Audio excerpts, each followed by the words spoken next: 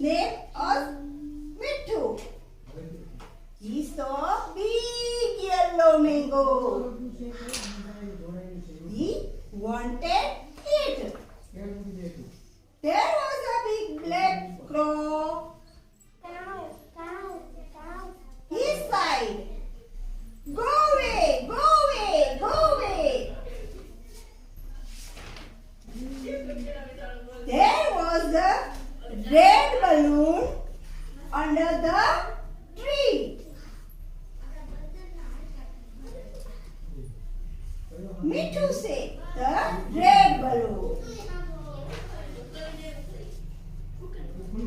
The crow was sitting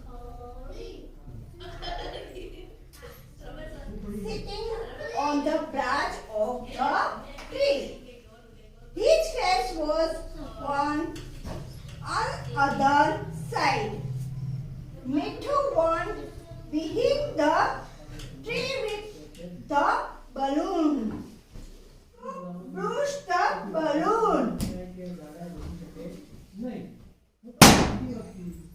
The cloud fly away.